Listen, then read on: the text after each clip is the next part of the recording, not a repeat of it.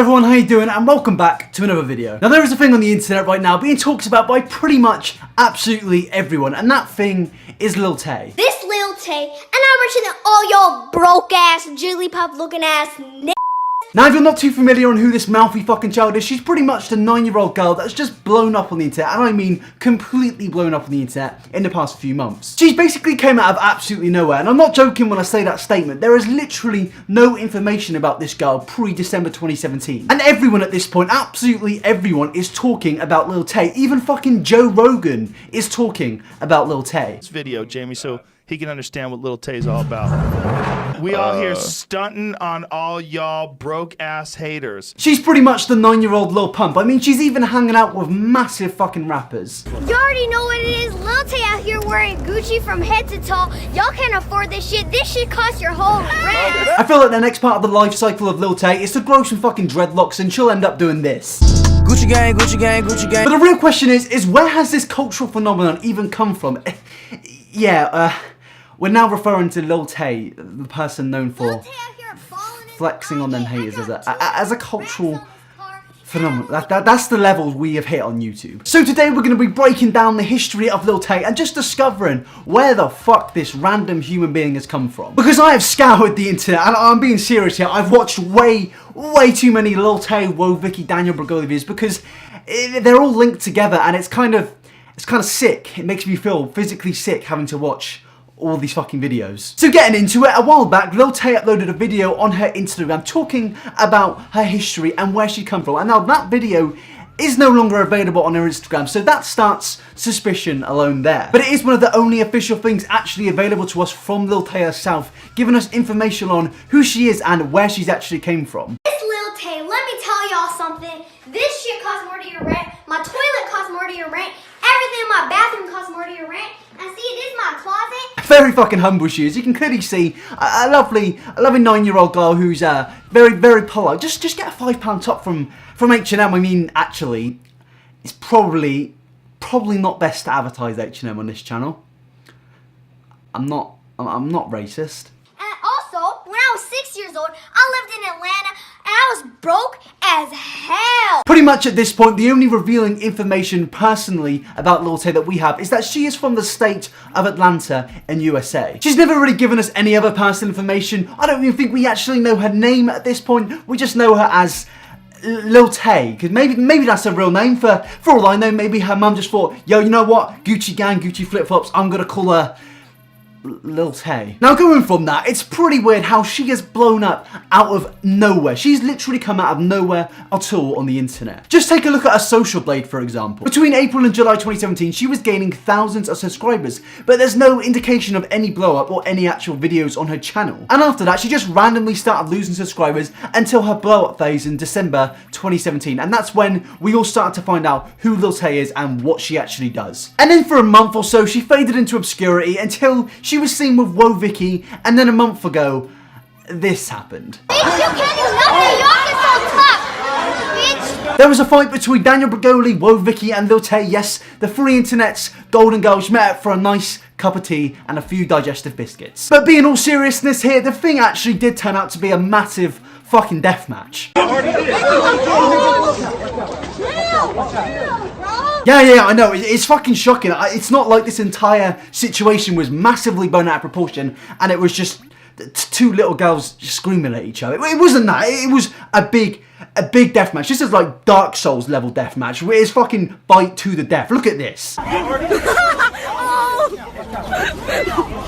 You know, when I was 9, I was eating Doritos. I was playing RuneScape. I was at the Varrock G, just, you know, begging for money. But these little girls at 9 years old, they're in death matches. They're surrounded by grown men. I mean, I think I'd rather be at the GE on RuneScape, to be honest. It definitely does begin to question the ethics of what the actual fuck is going on in this situation involving Lil Tay. But after this fight happened, her views and subs just went up massively. She became a viral phenomenon. But given her massive blow up, more questions and more things are coming out about Lil Tay, and more people are asking the question of, why does people just not leave this 9-year-old girl alone? I'm genuinely concerned for Lil Tay. I know I'm making jokes here and there, but I really do ask the question of, why are her parents letting her do this stuff, and why are they pushing her to do all these things? Because in my eyes, it's clear she's being exploited, and I don't want to go as a social justice warrior here, but she's fucking 9 years old. She's not 18, she's not 15, she's not 17, she's not fucking 40. She's 9. So first off, we've actually got to go and try and find out who Lil Tay's parents actually are. And there was only one indication from her videos of who that is, when she was caught having a person record her. Just a random mysterious woman was recording Lil Tay in one of her videos. Now to me, this woman just looks like a normal woman. She just looks like a mum, not a SoundCloud rapper fucked out of his head on drugs. She just looks like a normal middle-aged woman. A website called babe.net carried out an investigation in which they emailed the management team linked to Lil Tay's Instagram. They responded a phone number to get in contact with them, but it was a bit strange from there. Because when you Google the phone number given to babe.net, you find out that the person behind the phone number is called Angela Tian. And I'm sorry if I've mispronounced that, I am a fucking idiot. But the creepy thing is, the woman on the actual website linked to the phone number looks identical to the woman who was recording Lil Tay. And that in my eyes can't be a coincidence, but it does get even weird and does add more things up when you see what website the number was actually linked to. The phone number is linked to a real estate company called Pacific Evergreen Realty, and this really does explain a lot. It explains why all the videos of Lil Tay in, with all the houses and flats she's in, has basically hard to little no items in the house whatsoever, and it explains where a lot of these cars are coming from. Because first off, she could be just using this mysterious woman who is supposedly her mother to use houses she doesn't even own to appear to be flexing and appear to just be rich in general, because you know that's the thing that people want to do nowadays. They want to somehow appear rich, because apparently that gets you popularity on the internet. So yeah, having somebody in your family with a retail estate company, it's a good way to appear rich, because you can just go into these unsold properties and just video in there for about 10 minutes and leave and say that's your house. But surely if Lil Tay was using the company that her mum works for, her mum would get in trouble, because no way the real estate company would allow that sort of thing. Like a 9-year-old girl going into a house saying the N-word, just being recorded doing a load of stupid shit. Surely she'd get in trouble. Well, yeah, she actually did get in trouble. She lost her job. Lil Tay got her mother fired because she actually used Lil Tay's mum's boss's car. Yeah, I know it's a mouthful, but she used her boss's car in this video here. Message to all y'all broke ass haters. Y'all ain't doing it like Lil Tay. This is why all y'all fucking haters hate me, bitch. This shit cost me $200,000. I'm only 9 years old. The car supposedly belonged to her mum's boss, David Yang, who is the managing partner of Pacific Evergreen Realty. So Lil Tay is now using a property she doesn't own, a car she doesn't own, in a massive grand scheme to basically just appear to be rich so she can flex. And I know what the comments are going to say, and I do have no doubts that whatsoever Lil Tay is not rich. She has no fucking money. Do you know why? Because it all goes to her manipulative mother. Because a 9-year-old girl doesn't have a debit card and doesn't have a credit card. It all just goes to her mum, and probably until she turns 18 years old. And this just brings in the question of, is she being exploited? Yes, she is. Just take a look at this. Wherever you go, we make it rain. You know what I'm saying? Change the way. Anywhere. Change the weather everywhere. Mate, it's just uncomfortable. It's really fucking uncomfortable to see a grown man throwing money at a 9-year-old girl in a bath. It's just, well, what the fuck is going on YouTube? I genuinely am asking the question of, why is this happening and who is allowing this to happen? Because if you're a parent to this kid and you're seeing this, you're a fucking moron. You're a letdown and a complete fucking moron. At this point, I didn't actually have any understanding of how this has happened, how she somehow managed to get in contact with Vicky, because there was a massive gap that was missing in the story. I mean, the whole thing is a massive act, and you can tell it when she got confronted by some random bloke. You Lil Tay, right? You in trouble? You Lil Tay, right? You on the flex? Oh, I want to see you flex one time. I like that fly shit. She ain't flexing today. She nervous. First off, mate, don't go up to a 9-year-old girl and record it. It's just fucking weird. Like, that's really weird. Why would you do that? You're a bit of a freak for doing that in my eyes, mate. Imagine going down a park and just start recording a 9-year-old. You get called a dirty fucking nonce. But as I said before, I've genuinely scoured the internet, going through archives and videos, and I believe that I have finally found the link. The key part to this entire story is Whoa Vicky. My mom kept telling me, you're white. I never believed her because I knew I was black. Yes, that is the key to the story of the 9-year-old version of Lil Pump. Harry Sang, I think that's how you pronounce it, also known as Lil Vicky's manager Also, the manager of Lil Tay has admitted he found his connection with Lil Tay with Josiah Jenkins, a social media marketer. And to me, this bloke Harry is quite strange. It's weird how he gets around. He's even had photos with a lot of famous people. And it's not like he's trying to hide his identity. He's been in some of Lil Tay's videos. Now, Lil Tay, the youngest flexer of the century. Bitch ass got verified.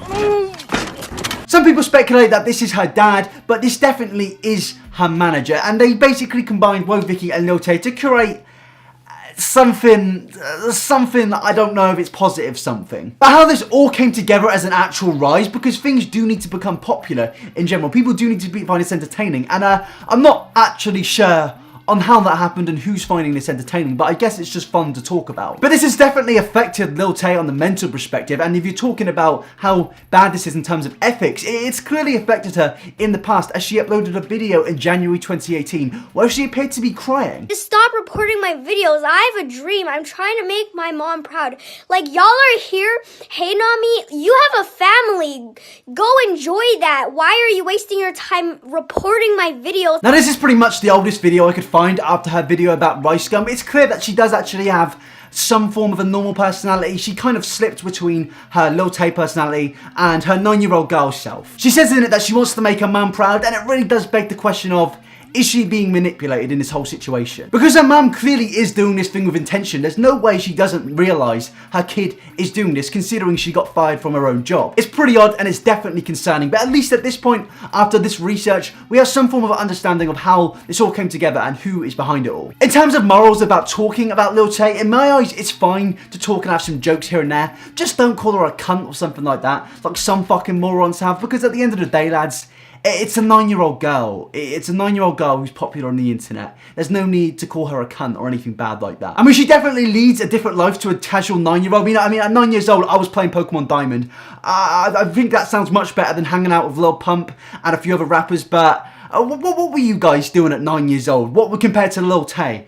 Interesting question, I know. But in conclusion, I feel like from this video, we've kind of worked out the dark truth behind Lil Tay. She's basically a 9-year-old girl who's a business experiment of her mum from Atlanta, and the business experiment has pretty much gone pretty successful considering how much money they've probably made from all this. It is kind of fucked up in my eyes, but at the end of the day, Gucci gang, I mean, please fucking kill me. But that is the end of the video. I do appreciate it if you subscribe and like the video if you did enjoy it, and if you're new to the channel. If you want to go follow me at Twitter and contact me and tweet me your thoughts, or let me know your thoughts in the comment section. All links, and obviously the comment section is down below. My Instagram and Patreon links are all in the description as well. But before I end the video, I'd obviously like to thank my Patrons, as I always do. Big thanks to Leslie, Charm, Skull, Bugger Badger, Cubes, and Ruby, Amy, Hosted, Devin, Michelle, Quack, Mary, Dikey, Dino, Dora, Sophie, Joe, Alan, Milo, Cyber, Rochelle, I'm your Billy, Zombie Sazza, Crew Pastor Rob, Zero5's Majestic, and Rockstar. Thank you so much for supporting the Patreon and donating every single month. It genuinely means the world and helps the channel keep going somehow. But thank you very much for watching the video, and I will see you guys